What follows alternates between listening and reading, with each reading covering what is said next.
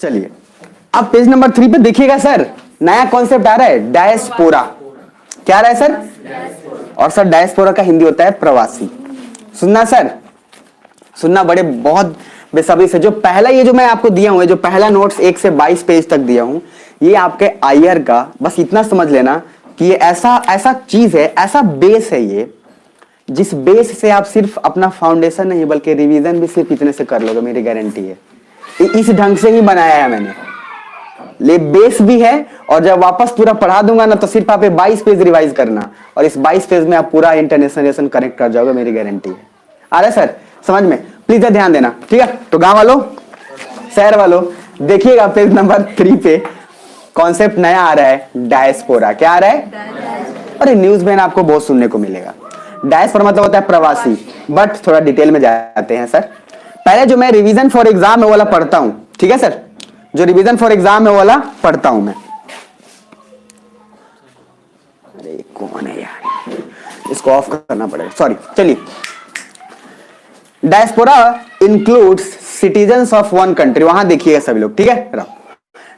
Diaspora अपने notes पे देखिएगा। Diaspora includes citizens of one country that have resided for minimum 2 generations और more than 2 generations. पहले जो मैं बोला हूं अभी, जो शुद्ध हिंदी माध्यम के हैं, फिर भी क्या थोड़ा बहुत हल्का भी कुछ समझ में आ रहा है? नहीं भी आ रहा है तो मैं बता देता हूं, सुनिएगा। डायस्पोरा मतलब होता है, और इसमें बड़े मजे से बताऊंगा आपको, मसाला थोड़ा मिला के। डायस्पोरा जो होता है, ऐसा कोई आदमी, कोई भी लोग, मान लो तुम यहां से, तुमको कहा इंडिया से मन रूठ गया, तुम गए अमेरिका, ठीक सर?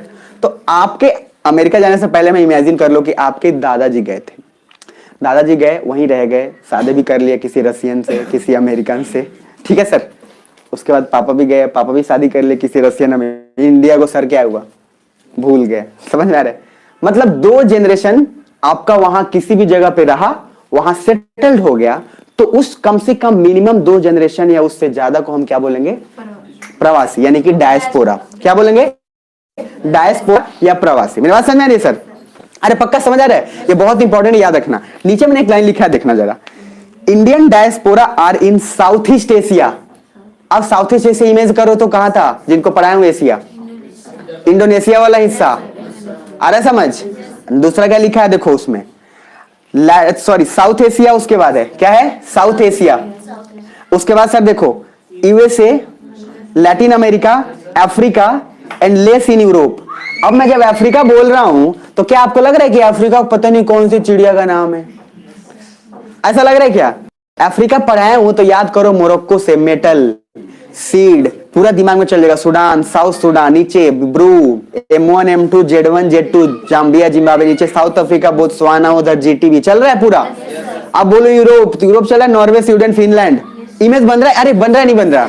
नॉर्वे, स्वीडन, फिनलैंड, फिर नीचे आते जाओ, फिर डेनमार्क, ग्रीनलैंड, वापस आते जाओ, जर्मनी को सेंटर बनाओ, PCA से BLND करो, फिर उसके बाद आगे आओ, हंगरी को बनाओ, ACOR SCA करो, फिर नीचे आओ, मैसिडोनिया को सेंटर बनाओ, फिर उधर फ्रांस, इटली, जूते सेब का। इमेज बन रहा है कुछ?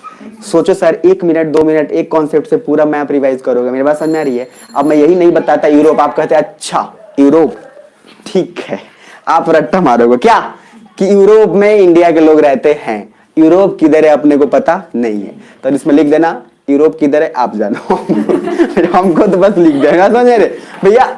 इमेज चमकना चाहिए यार, समझ? तो एग्जामिनर भी कहेगा तुम फेल हो जा, हमको क्या, ठीक है? वापस देखिएगा, वहां पर दूसरा लाइन लिखा है इंडियन डायस्पोरा। इंडियन डायस्पोरा मतलब क्या है? भारत के प्रवासी, मतलब भारत के वही लोग जैसे दादाजी गए, उधर रह गए, शादी कर लिए, सब कुछ सेटल्ड हो गया। मेरी बात समझ में आ रही है? तो इंडियन डायस्पोरा कहां कहां है? साउथ ईस्ट एशिया में है, यूरोप में भी है, नॉर्थ ईस्ट एशिया में भी है, उसके बाद अफ्रीका में भी है, और यूरोप में भी है, लगभग मैंने लिखा है ऑलमोस्ट इन द वर्ल्ड। तो हम भारत के लोग पूरे वर्ल्ड पे है। मेरी बात समझ में आ रही है? हम जहां जाओ वहां एक भारतीय मिल जाएगा। ठीक है सर? लेकिन सुनिएगा सर, अब एक कॉन्सेप्ट दूसरा आ रहा है, जरा इधर वाले में पढ़िएगा। डायस्पोरा में लिखा है मैंने, थोड़ा सा सिंपल इंग्लिश किया है, सिटीजन ऑफ वन स्टेट। और आज एक नया चीज समझ लो, जो इंग्लिश के लोग जानते हैं वो भी, जो नहीं जानते हैं वो भी। ये बहुत बेसिक चीज है जो आपको कोई बताने वाला नहीं है। स्टेट मतलब क्या होता है? बहुत बढ़िया सर, तो आज आपको मैं गलत फहमी में डालता हूं। स्टेट के आगे जब कैपिटल S हो, सुनना, तो उसका मतलब कंट्री होता है।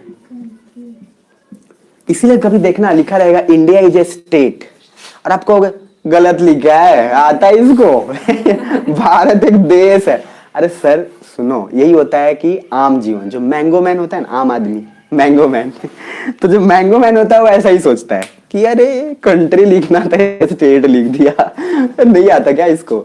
अब सुनिएगा, स्टेट में जब पहला लेटर क्या हो, कैपिटल हो, बड़ा हो, उसका मतलब होता है कंट्री, यानी कि देश या फिर नेशन कहो, राष्ट्र कहो, जो भी कहो। और ये स्टेट का मतलब होता है राज्य। आ रही समझ? अब सुनना सर, ये भी डिपेंड करता है, कैपिटल एस होगा तो कंट्री समझेंगे, स्मॉल होगा तो राज्य समझेंगे। ठीक है, ये पहले समझ में आ रहा है।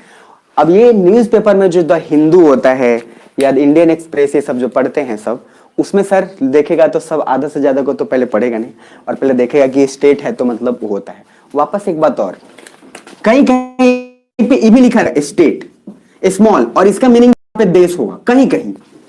उसके पीछे कारण क्या है? जैसे देखो, मैं लिखा इंडिया इज अ स्टेट। अब यहां क्या है, चूंकि बीच में तो कैपिटल हम नहीं लिख सकते ना, बीच में हम कैपिटल नहीं लिख सकते, मेरी बात समझ में आ रही है? तो उस समय आपको ये देखना है कि उसके पहले वाला वर्ड क्या है। तो पहले क्या है, इंडिया, तो आपको पता है ना कि इंडिया एक देश है, तो आप उस समय यही समझोगे कि यहाँ पे स्टेट का मीनिंग राज्य नहीं बल्कि क्या है, अरे क्या है, आ रहा है कुछ समझ में?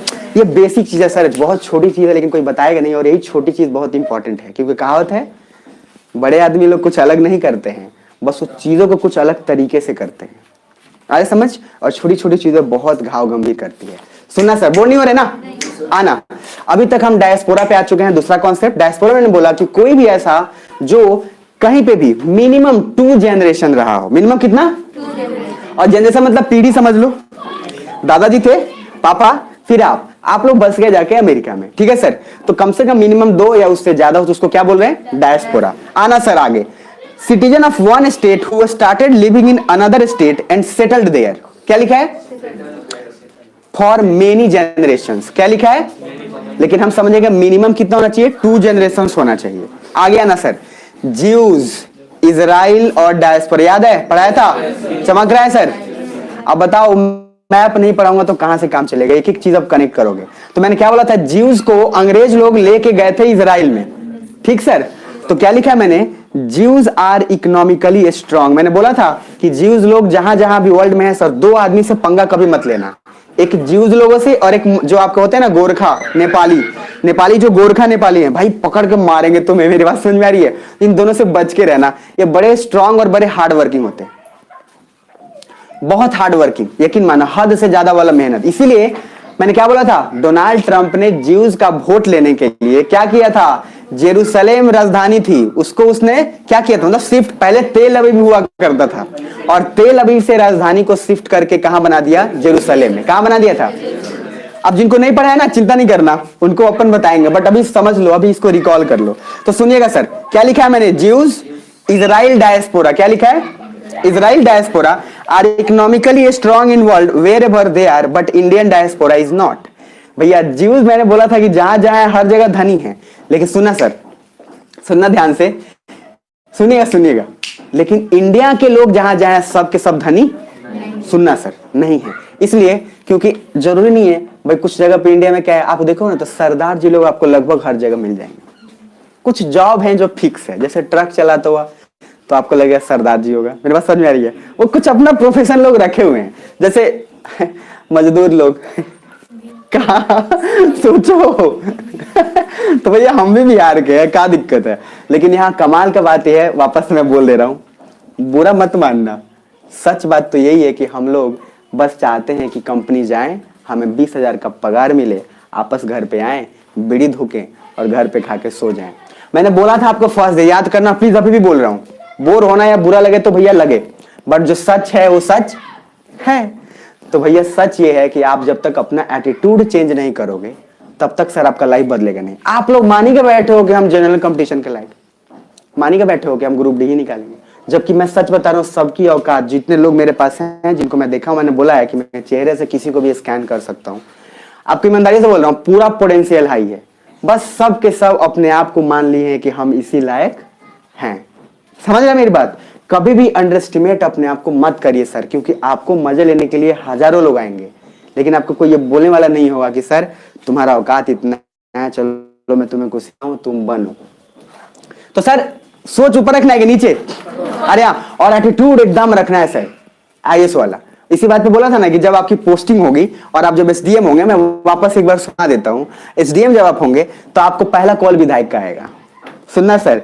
और जैसे शादी होती है, दोनों चीज सुन लो, शादी होती है, ये मैं आपको बता रहा हूं, तो शादी होते समय क्या है, अगर उसने बोला चल पैर दबा, अब सुनिएगा, अब अगर आपने पैर पहला दिन दबा दिया, आपकी पहली डिसीजन ये डिसाइड करती है कि सर आपका फ्यूचर कैसा होगा। अगर आपने पैर दबा दिया तो फिर सुनिएगा प्लीज, तो पूरा जिंदगी भर आपको दबाना है। लेकिन एक क्वेश्चन पूछ लो, ये जो सुविधा हम आपको दे रहे हैं, हमको भी कभी कभी मिलेगा कि नहीं? समझ में आ रहा है? अगर ये क्वेश्चन आपने, सुनेगा ध्यान से, अगर ये क्वेश्चन आपने पूछ लिया सर, तो जिंदगी आपकी क्या हो जाएगी, इजी हो जाएगी। मेरी बात समझ में आ रही है? अब इसी को वापस सोचना, बोर्ड तो नहीं हो रहे ना, अब सोचना सर, आप बने एसडीएम, नया नया बने, अभी जैसे अभी एसडीएम चर्चे में है सृष्टि जैन देशमुख मैम, बड़ी चर्चे में है, सुनिएगा। तो सृष्टि जैन देशमुख मैम से भी मिला है, मतलब मिला हूं मैं, तो मिला हूं मतलब क्या, मिलने से क्या होता है, उनसे बड़े बड़े लोग से भी मिला हूं मैं, उससे क्या फर्क पड़ता है, खुद ही लेफ्टिनेंट है तो क्या फर्क पड़ता है। खैर सुनिएगा, आपको बताता हूँ, कमाल की बात यह है, आप जैसी एसडीएम पोस्टिंग होगा, और लड़की या लड़कों सभी के लिए बोल रहा हूँ, पहला फोन आएगा उस एरिया के विधायक का, बोलेगा सुनिए भेजे हैं वो, साइन करके भेज दीजिएगा। तो भैया वो पहला क्या बोला मैंने, पहला डिसीजन डिसाइड करेगा कि आपकी लाइफ कैसी होगी। तो आप उस समय क्या आंसर देना है सुनना, अगर आप बोल दिए ना तो क्या करेगा विधायक, आप भी सोच लेना, ठीक है। उसको क्या, वो तो अनपढ़ गंवा रहे हैं, उसको क्या फर्क पड़ता है, उसको ना सुना ही नहीं देगा, उसको वो तो है अंगूठा छाप, तो उसको क्या फर्क पड़ता है। लेकिन फर्क तो आपको पड़ता है ना दोस्त, क्योंकि आप मेहनत से गए हैं, राइट। तो याद रखना, एटीट्यूड इस तरीके से रखिएगा, सीधा बोलिए एक लाइन, और अभी भी बोल दे रहा हूं, इस लाइन को दिमाग में रख लीजिएगा, फर्स्ट पोस्टिंग में तभी बोलिएगा, विधायक जी अगर नियम का कागज तो साइन करेंगे, नियम से नहीं हुआ तो साइन नहीं करेंगे। तो बोले अच्छा इतना तेवर। तो बोलिएगा इतना एटीट्यूड, तो कहिएगा एटीट्यूड था तभी आईएएस बने, नहीं था तो नहीं बनते। मेरी बात समझ में आ रही है सर, या दिमाग में रह गया? तो एटीट्यूड था तभी आप बने एसडीएम, नहीं तो साहब रेलवे ग्रुप डी में नहीं जाते क्या, मतलब विद रिस्पेक्ट, बता समझ में आ रहा है या दिमाग में आ रहा है? मतलब मैं आपको देखो, मैं सीधा सा बात है, मैं एक ही बात जानता हूं कि ऑलवेज एम हाई सर, देखो ऊपर, गिरो पड़ो कुछ भी हो, लेकिन आप बड़ा सपना देखो यार, बड़ा देखो, नहीं तो बेकार हो जाओगे। अरे समझ, कम से कम हारोगे भी तो ये बोल के हारोगे कि सोचे थे बड़ा वाला, और बेस्ट दे के हारो सर, क्योंकि आपको बताने वाला कोई नहीं है सर, लेकिन जब आपका मजा होगा ना तो हजार लोग मजा मिलेंगे। मेरी बात समझ रहे? तो दिमाग में रखिएगा, फर्स्ट डिसीजन आपका डिसाइड करेगा कि आपकी नियति क्या होगी, और उस दिन ये बात बोल दिया तो विधायक की ऐसी की तैसी हो जाएगी। और मैं अपना एक डायलॉग आपको बोल देता हूँ, ये डायलॉग सिंपल ही है, ईमानदार रहना सर, कोई आपकी जिंदगी में कुछ भी नहीं कर सकता, चाहे वो ऑफिसर हो चाहे कुछ भी हो, आप ईमानदार रहना बस, हालत फट के हाथ में आ जाएगी चाहे वो आपके सामने कोई हो। ईमानदार आदमी से पूरा दुनिया डरता है सर, ये दिमाग में रख लेना सर, पूरा दुनिया डरता है, आप बस ईमानदार है ना, बाकी तो आप ऐसे ही संभाल लोगे। चर्चे में खूब रहो, जैसे मैं तो आगे पढ़ाऊंगा पॉलिटी में, दिव्यानी खोगलेकर है, तो दिव्यानी खोगलेकर मैम खूब रहती है चर्चे में, आईएफएस ऑफिसर है विदेश सेवा में सर, पहले गई वहां बवाल मचाना मदर शुरू। राजस्थान में एक लड़की 21 साल की उम्र में राजस्थान का पीसीएस निकाली, टॉप कर गई, और पता है दबा के 10 करोड़ घूस ली। ठीक है, जैसी पोस्टिंग हुआ घूस ली, बस केस हुआ जेल गई, पापा है वकील, समझिए। अब देखिए कमाल की बात क्या है, वकील थे ठीक है, वहां तक कोई प्रॉब्लम नहीं था सर, लेकिन प्रॉब्लम ये हुआ उस एक साल में उसने, जैसे जेल में जब तक थी वो, फिर से पेपर दिया और फिर रैंक 1। आप समझ रहे हैं सर, वो जुनून, चर्चा इस ढंग से रखिए।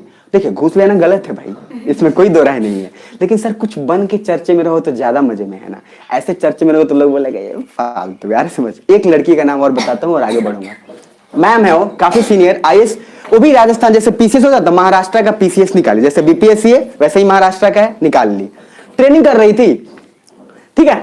और उनको लगा कि यार ये बेकार है, मतलब मजा नहीं आ रहा है मुझे, पता है सर उस एकेडमी से भाग गई वो, और यहां से लेटर पीछे चल गया भगोड़े का। उनको भगोड़ा घोषित कर दिया, मैं रियल बता रहा हूं, है भगोड़ा घोषित कर दिया। और पता है 6 महीने तैयारी करी, जब तक भगोड़ा का लेटर आया तब तक आईएएस में रैंक 13, मतलब वो छोड़ा रैंक 13, वही लोग जो भगोड़ा घोषित किए तो वही आके मार रहे हैं अरे समझ, और सैल्यूट मार के मैम सॉरी। चलिए, तो मैं यही बोल रहा हूं कि कुछ करके चर्चे में रहिए, मजा है सर, बिना कुछ किए नहीं। आपको फील करके देखो, मजा नहीं आ रहा है क्या? ये इमेजिन करो कितना मजा आएगा। तो मेहनत एकदम जुनून के साथ करो, मुझे जुनून चाहिए सर, जुनून सवार रखो। क्योंकि क्या है ना कि पागल लोग इतिहास रचते हैं और समझदार लोग इतिहास पढ़ते हैं। तो पढ़िए मत सर, आगे बढ़ते हैं इसी बात पे, ठीक है? मजा आया थोड़ा? बढ़ते हैं आगे। अब डायस्पोरा में हमने एक चीज जाना सर, इंडियन डायस्पोरा है जो global presence but not uniform and not assertive. ऐसे मत हाथ रखिएगा, मैं बार बार सभी से बोलूंगा, दिमाग काम नहीं करता है। मैं कोई जबरदस्ती नहीं, आप रख भी सकते, दिमाग काम नहीं करता है और आपको नींद आने लगेगी, इसीलिए सर, ठीक है ना? और 2 घंटा मेरे क्लास में नींद आ जाए तो फिर मजा ही क्या है। अब समझिएगा, इंडियन डायस्पोरा तो पूरी दुनिया में है, लेकिन इकोनॉमिकल या आर्थिक स्थिति सबकी ठीक, कहीं ज्यादा स्ट्रांग है, कहीं कमजोर है। समझ, जैसे कनाडा में जाओगे तो आपको फील ही नहीं होगा कि आप इंडिया से बाहर हो। वहां पे साहब सब मिलेंगे आपको पंजाबी, मस्त इंडिया वाला कितने जा रही है, समझ में आ रहा है? और आपको फील ही नहीं होगा कि आप वहां गए हो और इंडिया से बाहर। तो कुछ कुछ जगह ऐसे हैं जहां पे बहुत आपको फील होगा कि हम तो इंडिया में ही हैं, ठीक है सर? और कुछ कुछ जगह पे जाओगे तो खाली गरीब इंडियन मिलेंगे, आपको आगे पढ़ाऊंगा मैं ठीक है? तो मिलेगा आपको। खैर, फिर भी भारत के लोग हैं। अब सुनना, मैंने एक वहां पे ऊपर में देखो एक बनाया हुआ है, ए से बी, दिख रहा है? तो एक आदमी था, ए से गया बी, वहां सेटल्ड हुआ, वहां started living, reproducing generation living, फिर वहां रहना शुरू किया। तो भैया डायस्पोरा का मीनिंग क्या है आज के बाद दिमाग में रखिएगा, मिनिमम 2 जनरेशंस वहां रहना चाहिए, ठीक है सर? और मिनिमम 2 जनरेशन से ज्यादा हो तो और भी है, उसको क्या बोलेंगे?